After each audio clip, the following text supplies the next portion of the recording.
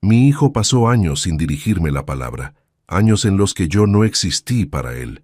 Pero cuando se enteró de que había hecho fortuna, apareció en la puerta de mi casa con su esposa, una maleta en cada mano y una exigencia que me heló la sangre.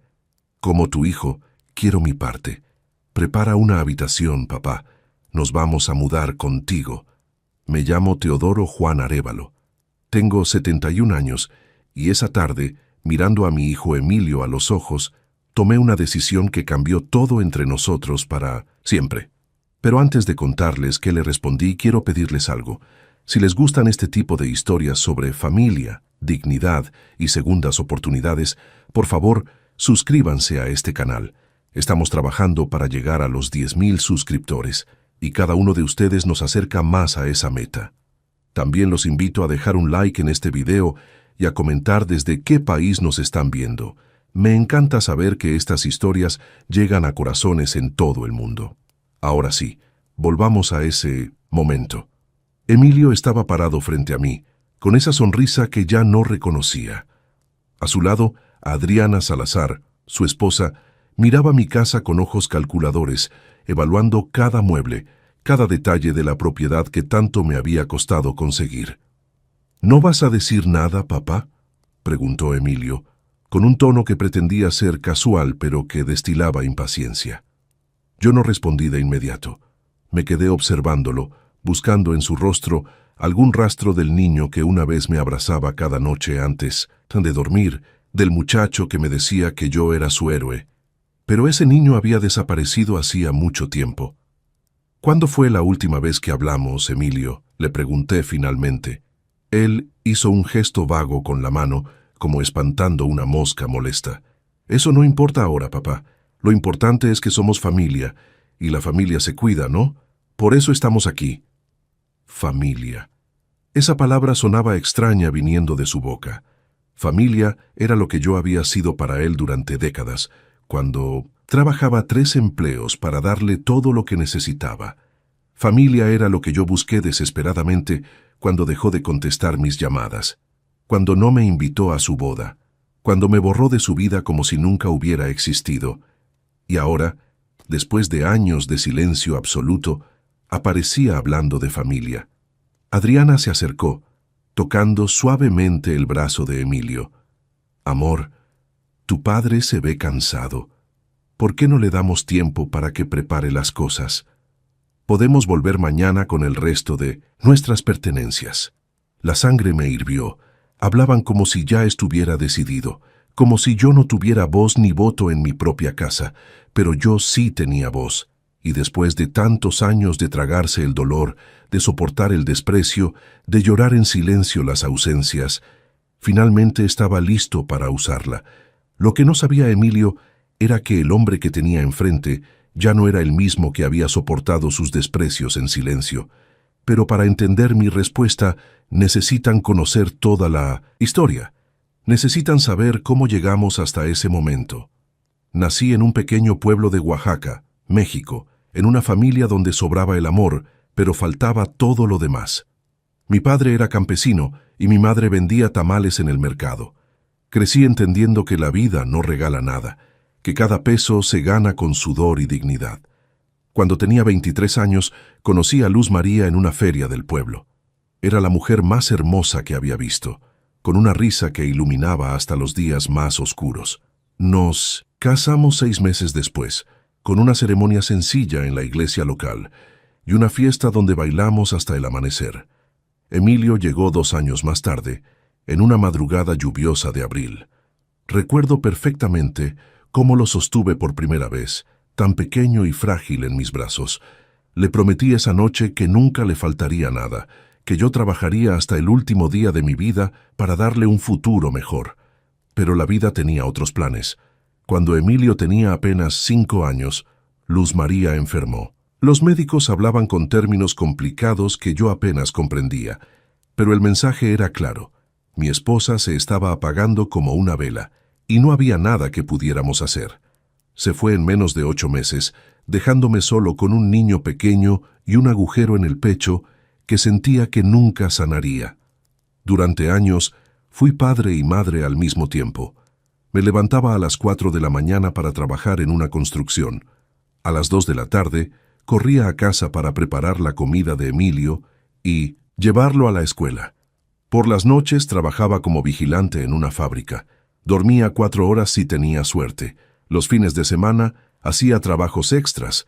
Pintaba casas, reparaba techos, cualquier cosa que me diera unos pesos adicionales. Todo para que Emilio tuviera zapatos nuevos cuando los necesitara, para que nunca faltara comida en la mesa, para que pudiera ir a las excursiones escolares como los demás niños. Recuerdo que una vez, cuando Emilio tenía 9 años, me dijo que quería una bicicleta. Todos sus amigos tenían una, y él se sentía excluido. Yo no tenía dinero ahorrado, así que tomé turnos dobles durante 3 meses. Comía solo tortillas con sal para ahorrar. Inventaba excusas para no comprar nada para mí. La cara de Emilio, cuando le di esa bicicleta en su cumpleaños, hizo que cada sacrificio valiera la pena. «Eres el mejor papá del mundo», me dijo ese día, abrazándome con todas sus fuerzas. Guardé esas palabras en mi corazón como un tesoro. Durante su adolescencia, trabajé aún más duro para que pudiera estudiar en una buena preparatoria. Emilio era inteligente, sacaba buenas calificaciones. Yo estaba tan orgulloso. Cuando otros padres presumían los logros de sus hijos, yo presumía los de Emilio con el pecho inflado de orgullo. «Mi hijo va a ir a la universidad», les decía a mis compañeros de trabajo. «Va a ser alguien importante, no va a tener que romperse la espalda como yo». Y así fue. Emilio entró a estudiar administración de empresas en una universidad privada de la Ciudad de México.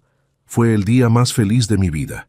Yo no había podido terminar ni la primaria, pero mi hijo iba a ser un profesionista. Para pagar su educación, vendí el pequeño terreno que había heredado de mis padres.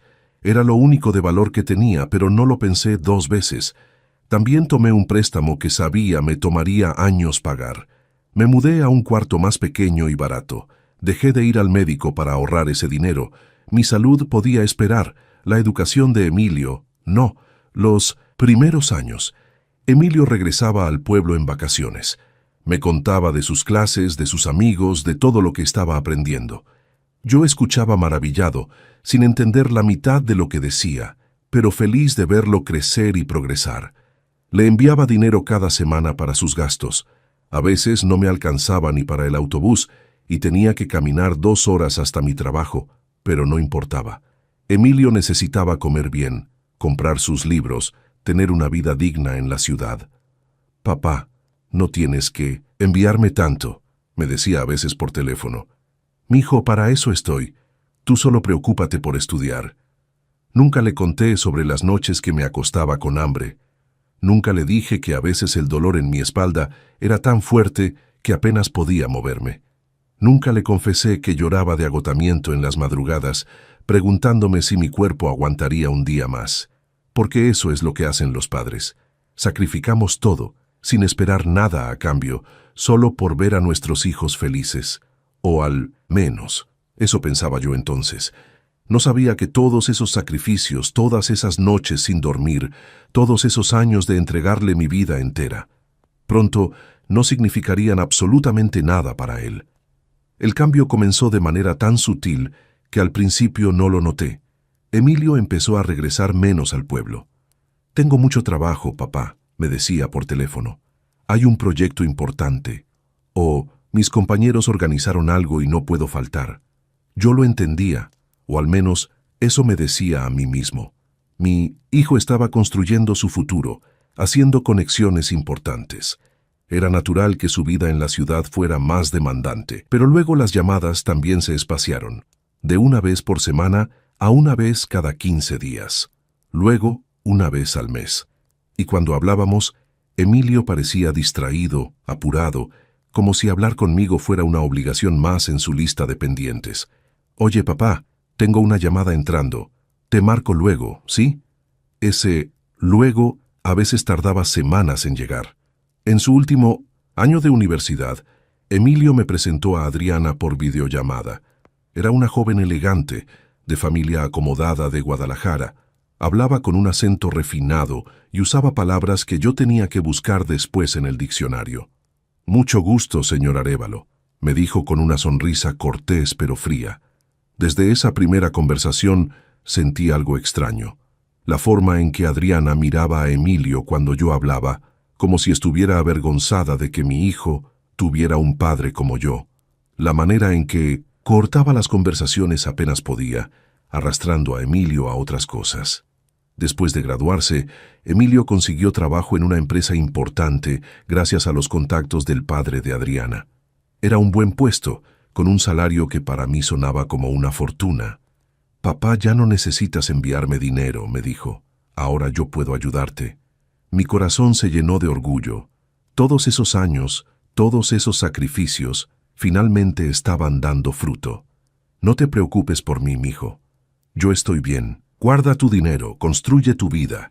Pero Emilio no insistió, y nunca llegó esa ayuda que mencionó. El verdadero cambio llegó cuando Emilio y Adriana se comprometieron.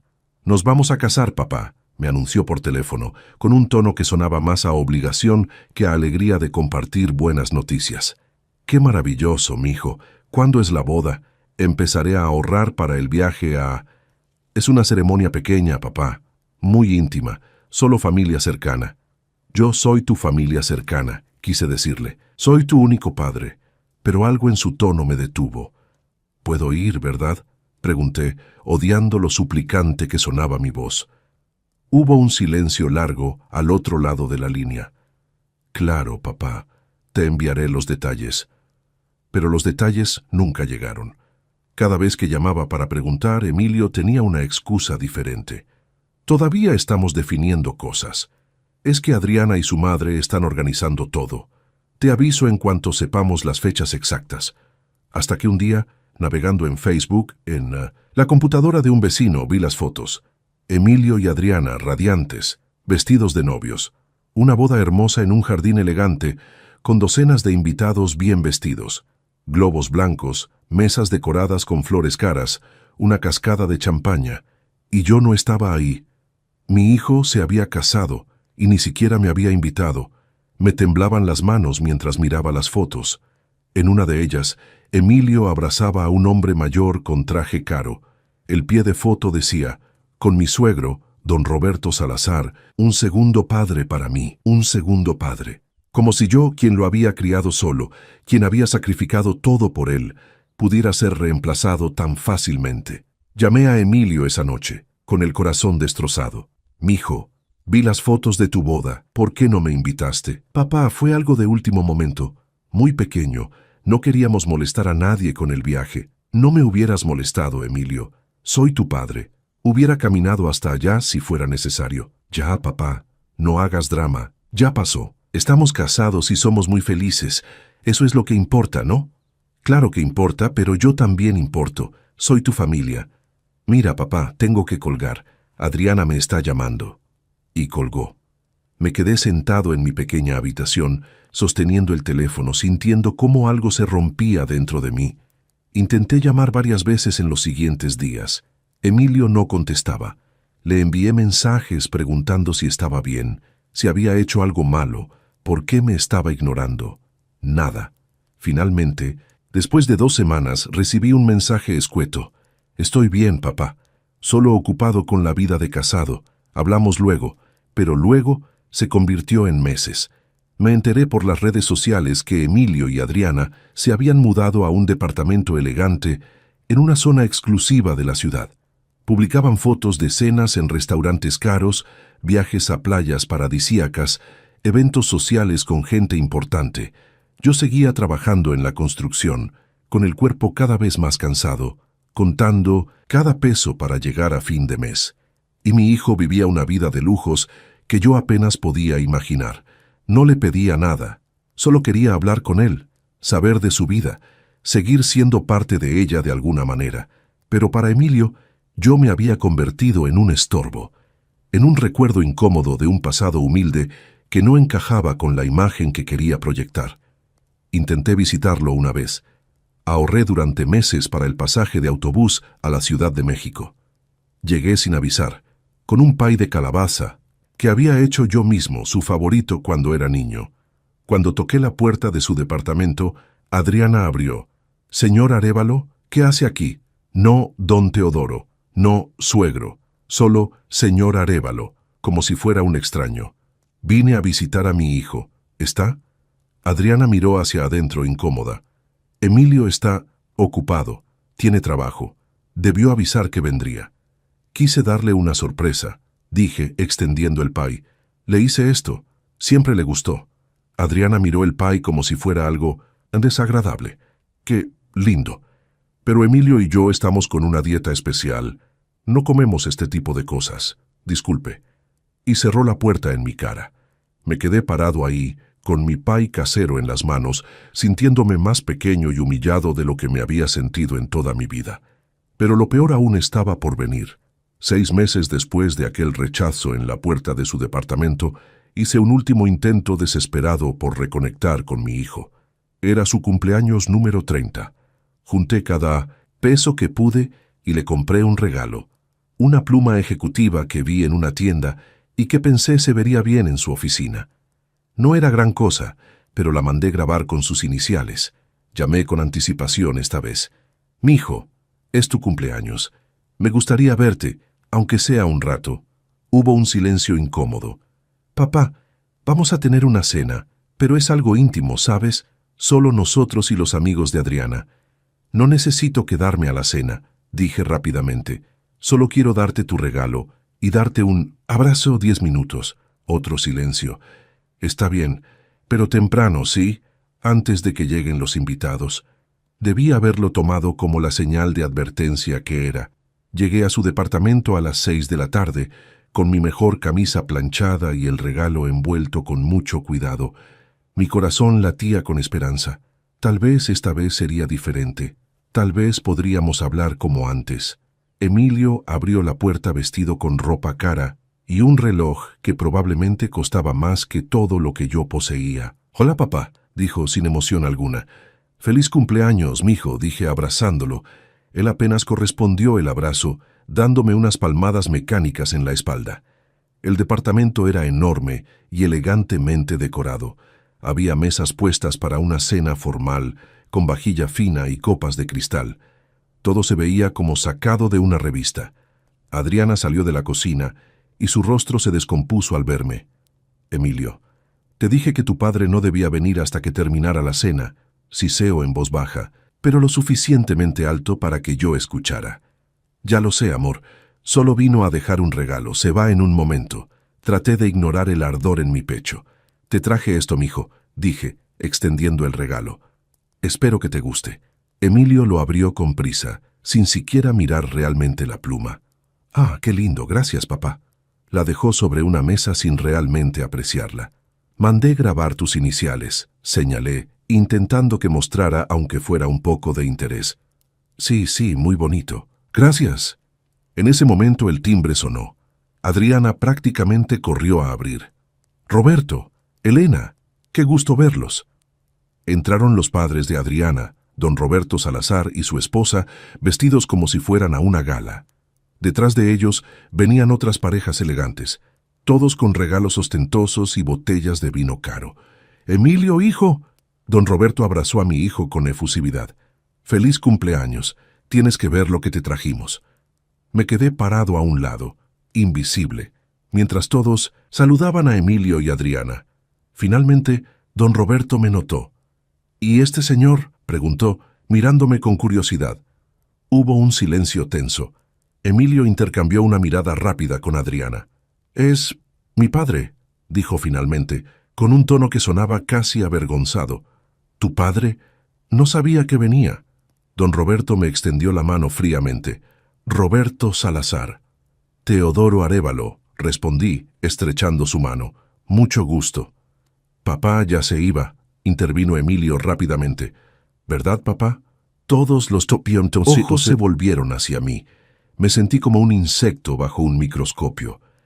«Yo pensé que tal vez podría quedarme un rato para celebrar contigo». Adriana se tensó visiblemente.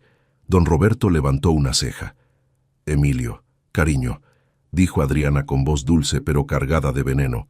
«Recuerda que la mesa está puesta para un número específico de personas. No hay espacio adicional».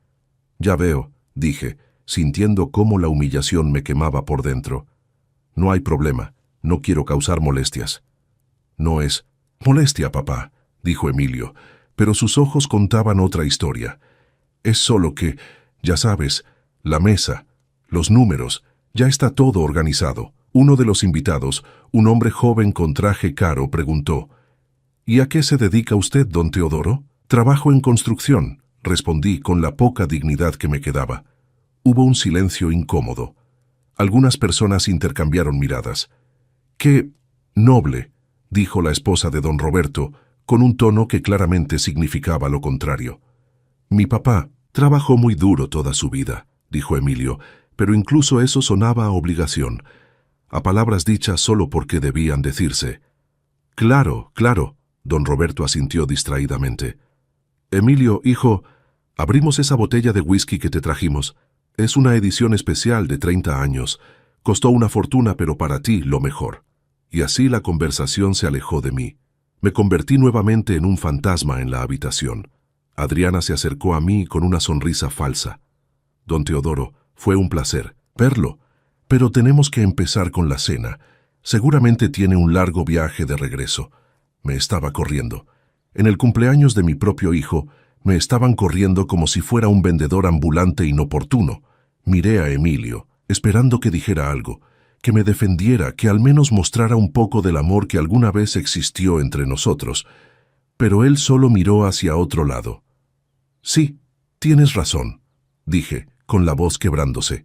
Mejor me voy. Caminé hacia la puerta. Nadie me detuvo. Nadie dijo: quédese, don Teodoro. Nadie dijo: hay espacio para usted. Antes de salir me volteé una última vez. Feliz cumpleaños, mijo. Te quiero mucho. Emilio asintió brevemente. Gracias, papá. Cuídate. Esas palabras tan frías y distantes fueron como un puñal en mi corazón. Salí del departamento y las risas de la fiesta comenzaron incluso antes de que cerrara la puerta. Escuché la voz de don Roberto. Bueno, ahora sí podemos empezar la verdadera celebración. Y hubo risas. Muchas risas. Bajé las escaleras del edificio lujoso sintiéndome más solo que nunca en mi vida. Lloré en el autobús de regreso, con la cara pegada a la ventana para que nadie viera mis lágrimas. Esa noche, en mi pequeña habitación, tomé una decisión. No volvería a buscar a Emilio. Si él quería verme, sabía dónde encontrarme. Pero yo no iba a seguir rogando por migajas de afecto de mi propio hijo. Guardé su número en mi teléfono bajo la categoría de no contestar. Borré las fotos que tenía de él en las paredes. Empaqué los recuerdos de su infancia en una caja que metí en el fondo del closet. Si mi hijo me había borrado de su vida, yo también necesitaba empezar a soltarlo. Pero el destino, como siempre, tenía otros planes. Planes que ninguno de los dos podíamos imaginar. Pasaron 3 años desde aquella humillación en el cumpleaños de Emilio. 3 años de silencio absoluto entre nosotros. Al principio, dolía despertar cada mañana sabiendo que mi único hijo vivía su vida como si yo no existiera.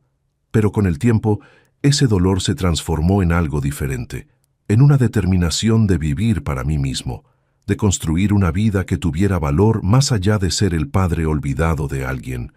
Seguí trabajando en la construcción, pero mi cuerpo ya no aguantaba como antes. A los 68 años cada mañana era una batalla contra el dolor de espalda, las rodillas hinchadas, las manos artríticas. Entonces llegó don Mauricio. Era un empresario jubilado que estaba construyendo un pequeño complejo de departamentos en las afueras del pueblo. Yo formaba parte del equipo de construcción. Un día, mientras tomábamos un descanso, don Mauricio se sentó a mi lado. Teodoro, ¿cuánto tiempo llevas en este trabajo? Toda mi vida, don Mauricio, más de 40 años. Él asintió pensativo. Se nota. Eres el único aquí que realmente sabe lo que hace. Los demás solo siguen instrucciones, pero tú entiendes cada aspecto de la construcción. No supe qué responder. No estaba acostumbrado a que alguien reconociera mi experiencia. Tengo una propuesta para ti, continuó don Mauricio. Necesito un administrador de obra, alguien que supervise este proyecto y otros que planeo iniciar, alguien confiable, con experiencia. El pago es 3 veces lo que ganas ahora. Pensé que estaba bromeando.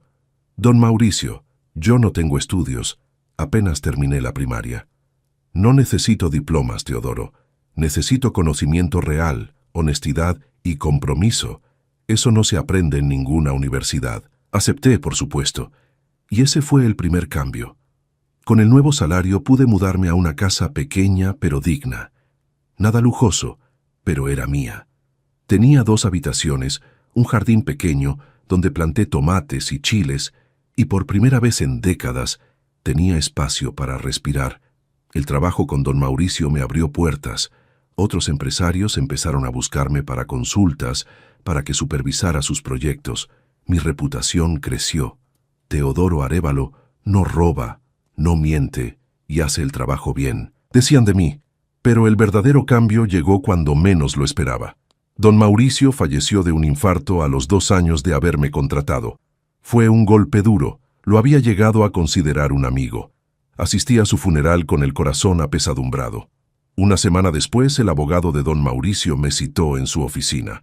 Don Teodoro, don Mauricio dejó instrucciones muy específicas en su testamento. Yo no entendía qué tenía que ver yo con eso. El abogado continuó. Don Mauricio no tenía hijos. Su esposa falleció hace años. En su testamento dejó el complejo de departamentos que usted supervisó a su nombre. Me quedé paralizado. Debe ser un error. No hay error. Don Mauricio escribió: Teodoro Arévalo es un hombre de honor que merece una oportunidad que la vida nunca le dio. Le heredo el edificio Torres del Valle con la confianza de que lo administrará con la misma dedicación que puso en su construcción. No podía hablar. Las lágrimas corrían por mi rostro sin control. El edificio tenía 12 departamentos, todos rentados. Los ingresos mensuales eran más de lo que yo había ganado en años enteros de trabajo. De la noche a la mañana, pasé de ser un trabajador de la construcción que apenas sobrevivía, a ser propietario de un bien inmueble que generaba ingresos constantes. Pero yo no cambié. Seguí viviendo en mi casa sencilla. Seguí vistiendo ropa modesta. Seguí siendo el mismo Teodoro de siempre. Lo que sí cambié fue mi perspectiva.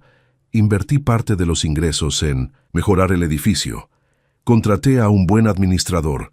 Aprendí sobre finanzas, sobre inversiones, sobre cómo hacer crecer el patrimonio. Y el patrimonio creció. Compré otro edificio pequeño, luego otro. No por ambición desmedida, sino porque ahora entendía cómo funcionaba el negocio de bienes raíces. En 3 años tenía 4 propiedades generando ingresos. Nunca lo hice por presumir. De hecho, casi nadie en el pueblo sabía de mi nueva situación económica. Seguía saludando a los mismos vecinos, comprando en el mismo mercado, tomando café en la misma fonda de siempre. Pero sí me di algunos gustos que me había negado toda la vida. Me hice un chequeo médico completo y atendí todos los problemas de salud que había ignorado por décadas. Compré ropa nueva y de buena calidad. Me inscribí en un club para personas mayores donde jugaba dominó los jueves. Y, por primera vez en mi vida, viajé. Conocí las playas de Cancún, visité las pirámides de Teotihuacán, fui a Guanajuato durante el festival Cervantino. Cada viaje era una pequeña victoria sobre todos los años de sacrificio y privación. Durante todo este tiempo, nunca contacté a Emilio, y él nunca me contactó a mí. A veces, en momentos de debilidad, revisaba su perfil de Facebook. Seguía publicando fotos de su vida perfecta, cenas elegantes, viajes caros, eventos sociales, pero nunca di me gusta a ninguna publicación. Nunca comenté. Era solo una forma de saber que seguía vivo y bien. Hasta que un día, hace 6 meses, decidí actualizar mi propia foto de perfil. No lo hice con ninguna intención particular. Simplemente había ido a la inauguración de un restaurante nuevo en el pueblo y el dueño, agradecido porque yo había invertido en su negocio, insistió en tomarme una foto. En la imagen yo estaba frente al restaurante, vestido con un traje sencillo pero elegante que me había comprado, sonriendo genuinamente. Detrás de mí se veían mis camioneta nueva, nada ostentoso, una pickup Ford útil y confiable, y parte del aceite letrero del restaurante. Subí la foto sin pensarlo mucho. Lo que no sabía es que esa simple foto iba a cambiar todo. 3 días después, recibí una solicitud de amistad en Facebook. Era de Adriana, la esposa de Emilio. Me pareció extraño, pero la acepté. Casi inmediatamente empezaron los mensajes. Primero de Adriana. Don Teodoro, qué gusto saber de usted. Se ve muy bien. ¿Cómo ha estado? Después, sorprendentemente, de Emilio. Papá, vi tu foto. Me da gusto que estés bien. Deberíamos hablar. No respondí de inmediato. Algo me decía que este interés repentino no era genuino. Durante las siguientes semanas los mensajes se intensificaron. Preguntas sobre mi vida, sobre qué estaba haciendo, sobre dónde vivía ahora. Yo respondía de forma vaga, sin dar muchos detalles. Entonces, hace 3 semanas, Emilio me llamó por teléfono. Era la primera vez que escuchaba su voz en 3 años. Papá, he estado pensando mucho en ti, en nosotros. Creo que cometí errores. Me gustaría visitarte, hablar en minuto persona. ¿Qué te parece? Cada fibra de mi ser me gritaba que esto no era real, que después de años de silencio, este cambio repentino tenía que tener una razón.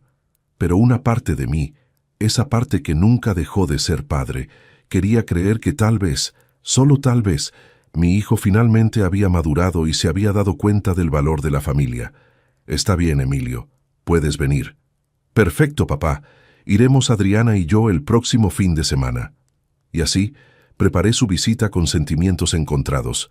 Esperanza, miedo, escepticismo y debajo de todo el amor de padre que nunca había muerto completamente. Limpié la casa de arriba abajo.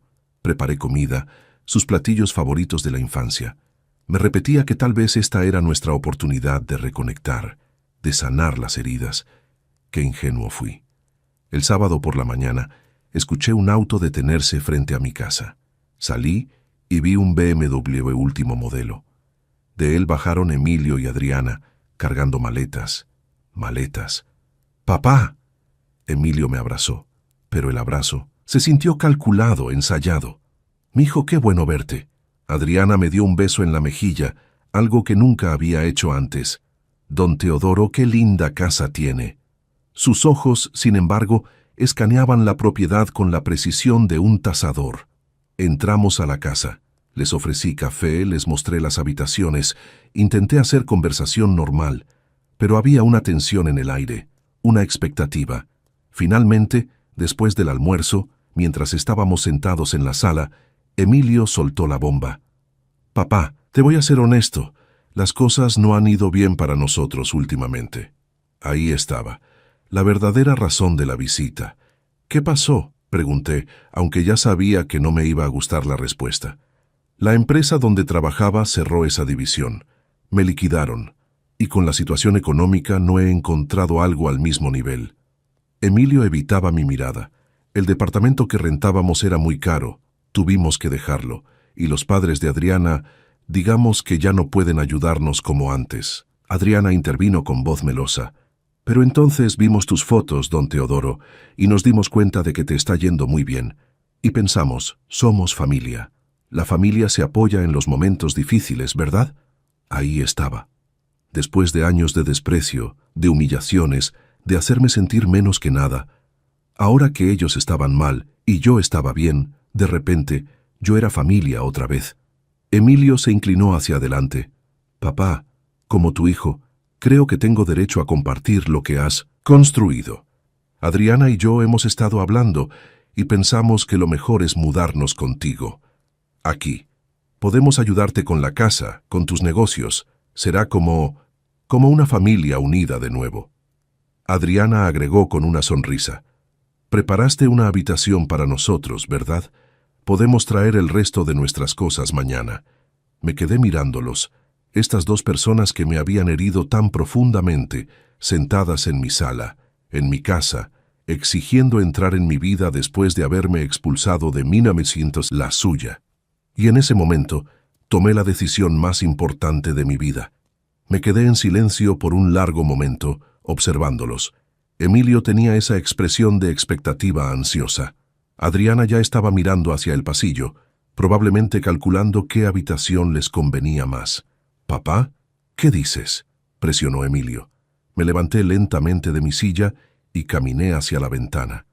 Miré mi jardín, las plantas que había cultivado con mis propias manos, la vida que había construido desde cero después de que ellos me descartaran. Dime algo, Emilio, dije sin voltearme. ¿Cuándo fue la última vez que me llamaste? Hubo un silencio incómodo. Papá, ya hablamos de eso. Estuve ocupado. La vida es complicada. 3 años, 4 meses y 16 días, lo interrumpí. Esa fue la última vez que escuché tu voz, hasta hace 3 semanas, en tu cumpleaños Em menos de minuto, eu vou te dar 5 motivos para 30, cuando me corriste de tu casa porque no encajaba con tus invitados elegantes. Papá, yo no te corrí. Me hiciste sentir como basura. Continué volteándome para mirarlo directo a los ojos. Tú y tu esposa me trataron como si fuera una vergüenza, como si los años que pasé sacrificándome por ti no significaran nada. Adriana se removió incómoda en su asiento. Don Teodoro, entiendo que esté molesto, pero eso fue hace mucho tiempo. Las personas cambian. ¿Cambian? La interrumpí con una risa amarga. ¿O solo cambian cuando les conviene? Dime, Adriana, ¿cuándo exactamente cambiaste? ¿Fue cuando viste mi foto nueva? ¿Cuando te diste cuenta de que el pobre viejo que no servía ni para comer pay ahora tenía dinero? Su rostro se puso rojo. No es así. Nosotros genuinamente queremos reconectar. Mentira, dije firmemente. Si hubiera seguido siendo el obrero pobre de construcción, nunca habrían vuelto. Pero ahora que hay algo que obtener, de repente soy familia otra vez. Emilio se puso de pie. Papá, está bien, cometí errores, lo admito, pero soy tu hijo, tu sangre. ¿Eso no significa nada? Eso no significa nada, repetí, sintiendo cómo la rabia que había contenido por años finalmente salía a la superficie. Mijo, déjame contarte lo que significa la sangre para mí. Caminé hacia él, mirándolo con una intensidad que lo hizo retroceder un paso. La sangre significa las noches que no dormí, trabajando 3 empleos para que tú pudieras comer. La sangre significa vender el único terreno que heredé de mis padres para pagar tu universidad. La sangre significa caminar 2 horas bajo el sol, porque gasté el dinero del autobús en enviarte a ti para tus libros. La sangre significa ir a dormir con hambre, para que tú pudieras comer bien en la ciudad. Mi voz se quebraba, pero continué. La sangre significa llorar en silencio cuando no me invitaste a tu boda.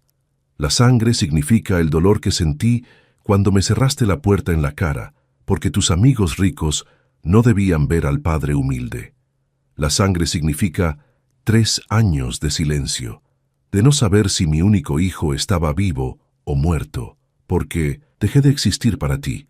Papá, Emilio intentó hablar, pero yo levanté la mano. No he terminado. Ahora déjame decirte lo que la sangre no significa. La sangre no te da derecho a aparecer después de años exigiendo lo que nunca trabajaste.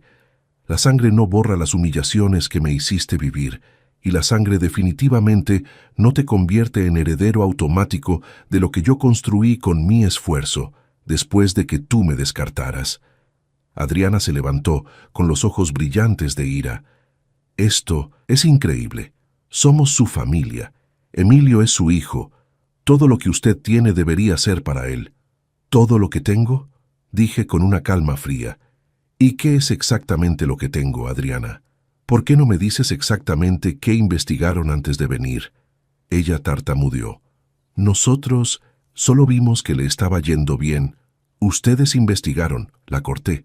Preguntaron por ahí, averiguaron sobre mis propiedades, mis ingresos. Por eso vinieron con maletas, ya lo tenían todo planeado. El silencio que siguió fue confirmación suficiente. Esta casa, continué, la compré hace 2 años. Tengo 4 edificios de departamentos que generan ingresos mensuales. Tengo inversiones que me permiten vivir cómodamente. Todo esto lo conseguí después de que me borraran de sus vidas. Lo construí yo solo, sin ayuda de nadie, y ciertamente sin ustedes. Me acerqué a Emilio hasta quedar frente a frente. Y ahora vienen aquí, después de años de desprecio, creyendo que pueden simplemente mudarse y reclamar lo que nunca les perteneció. Vienen con las manos vacías y los bolsillos llenos de expectativas, pensando que yo voy a abrir las puertas como el viejo tonto que siempre fui. No eres tonto, papá, dijo Emilio con voz pequeña. Eres mi padre y te quiero. ¿Me quieres?, pregunté, y mi voz se volvió peligrosamente suave. ¿Me quisiste cuando me cerraste la puerta con mi pay casero en las manos? ¿Me quisiste cuando dejaste de contestar mis llamadas?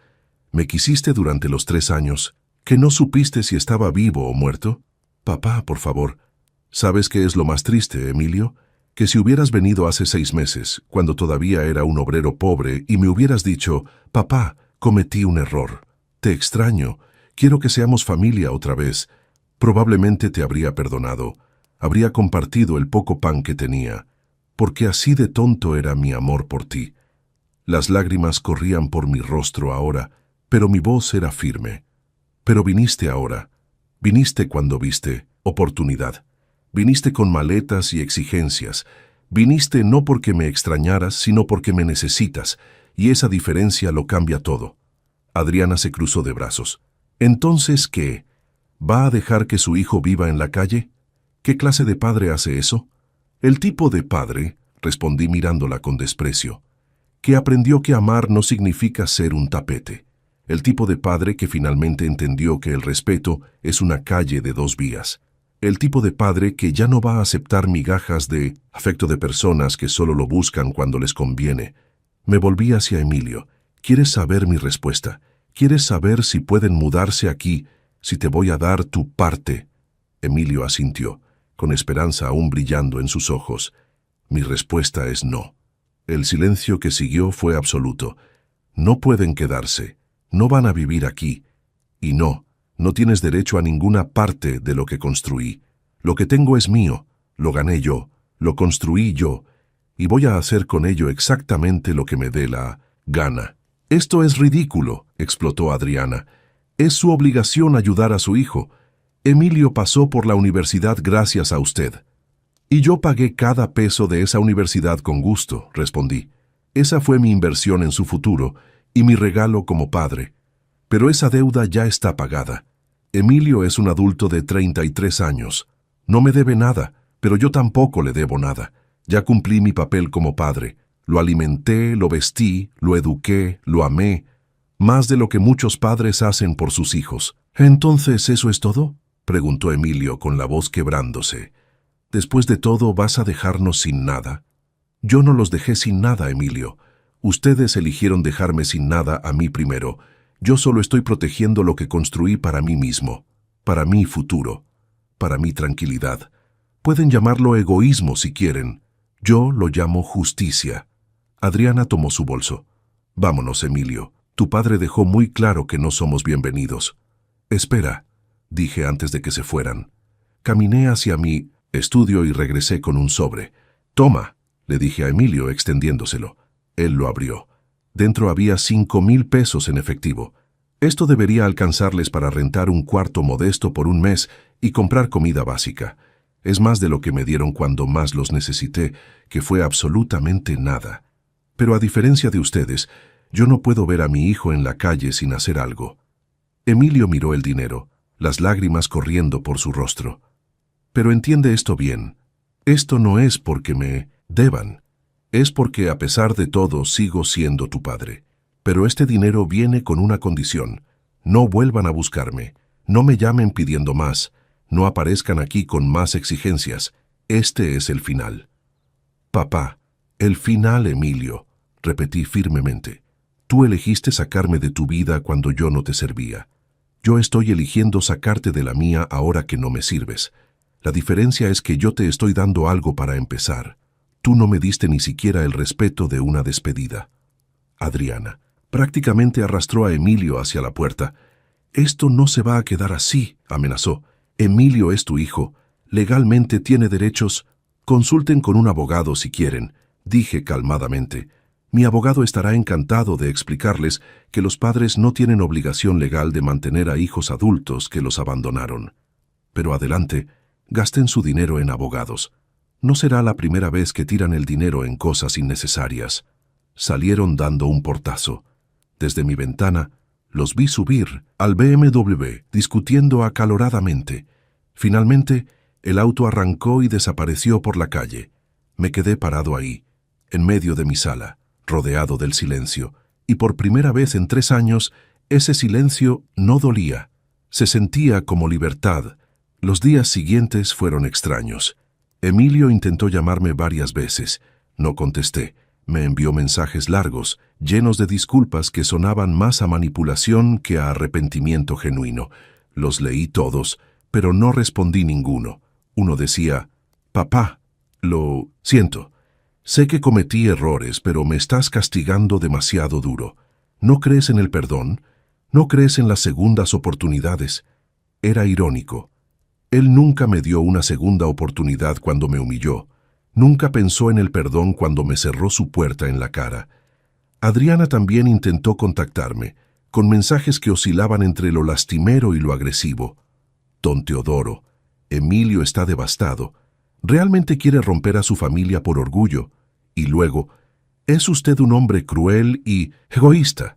Algún día se va a arrepentir de cómo trató a su hijo». Bloqueé ambos números después de 2 semanas.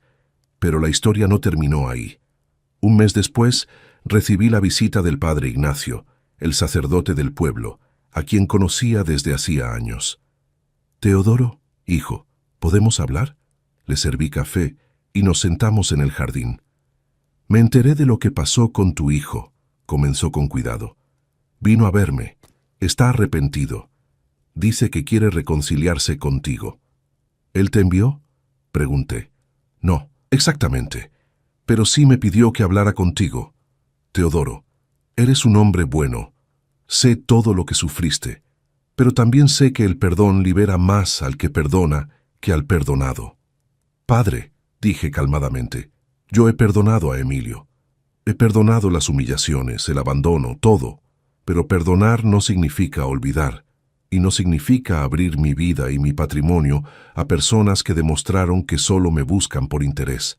Pero es tu hijo, y yo seré su padre hasta el día que muera». Lo interrumpí. «Pero ser padre no significa ser tonto. No significa permitir que abusen de mí una y otra vez. Amé a Emilio con todo mi corazón. Lo crié, lo sacrifiqué todo por él, pero él eligió su camino, y ese camino no me incluía». El padre Ignacio suspiró. «¿Y si realmente ha cambiado? Si realmente ha cambiado, entonces va a entender mi decisión. Va a trabajar duro, va a construir su propia vida, va a aprender las lecciones que la vida tiene que enseñarle. Y si en 5, 10 años viene a mí, sin exigencias, sin interés económico, genuinamente queriendo reconectar, entonces hablaremos». El sacerdote asintió lentamente. «Eres más sabio de lo que pensaba, Teodoro». «No, padre. Solo soy alguien que tardó 70 años en aprender a valorarse a sí mismo». Han pasado 6 meses desde ese día en que Emilio y Adriana aparecieron con sus maletas. Mi vida ha continuado, más plena que nunca. Viajé a Oaxaca para visitar el pueblo donde nací. Caminé por las calles de mi infancia, visité la tumba de mis padres y les conté todo lo que había logrado. «Lo hice, papá, mamá», susurré frente a sus lápidas. «Tardé mucho, pero finalmente aprendí que mi valor no depende de cuánto me necesiten otros, sino de cuánto me valoro yo mismo. He establecido un fondo educativo en el pueblo para ayudar a jóvenes de escasos recursos a estudiar. Es mi forma de honrar los sacrificios de mi padre y mi madre y de darle sentido a todo lo que viví. Algunos me han criticado. «Ayudas a extraños, pero no a tu propio hijo», me dijeron en el mercado. «Ayudo a quienes lo necesitan y lo valoran», respondí. «Mi hijo no me necesita, me quiere usar. Hay una diferencia». No sé qué pasó con Emilio y Adriana. Me dijeron que consiguió trabajo en algo más modesto, que tuvieron que mudarse a un departamento pequeño, que la vida los golpeó duro. Parte de mí, la parte que siempre será padre, siente un pinchazo de dolor por eso. Pero otra parte, la parte que aprendió a amarse a sí misma, sabe que a veces las personas necesitan tocar fondo para crecer. Ahora, mientras les cuento esta historia, tengo 71 años. Tal vez me queden 10, 15, 20 años si Dios quiere, y voy a vivir cada uno de esos años para mí, para las cosas que me hacen feliz, para la tranquilidad que tanto me costó conseguir. ¿Extraño a mi hijo? Todos los días. ¿Me arrepiento de mi decisión? Ni un solo segundo, porque al final el amor verdadero también incluye amor propio. Y después de una vida de darlo todo por otros, finalmente aprendí que yo también merecía ese amor. A todos los que escuchan esta historia, especialmente a los padres que se sacrifican por sus hijos, ámenlos con todo su corazón, pero no olviden amarse a ustedes mismos también. Enseñen a sus hijos el valor del respeto, de la gratitud, de la dignidad, porque un amor que se entrega sin límites ni condiciones puede convertirse en un amor que no se valora.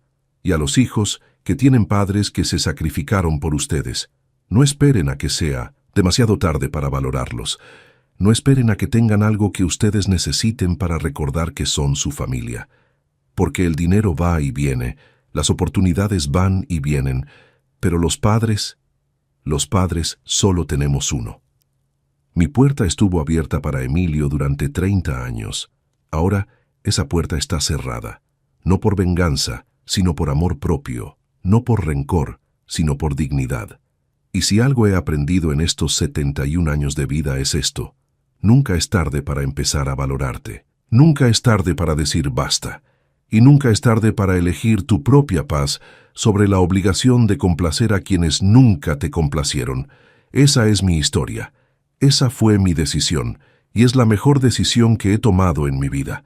Si esta historia les hizo reflexionar, si les tocó el corazón de alguna manera, los invito a compartir su opinión en los comentarios. Y si conocen a alguien que necesite escuchar este mensaje, compartan este video. Porque al final, todos necesitamos recordar que merecemos respeto, amor y dignidad, sin importar la edad que tengamos, sin importar quién nos haya lastimado, y sin importar cuánto hayamos amado. Gracias por escuchar mi historia. Que Dios los bendiga a todos.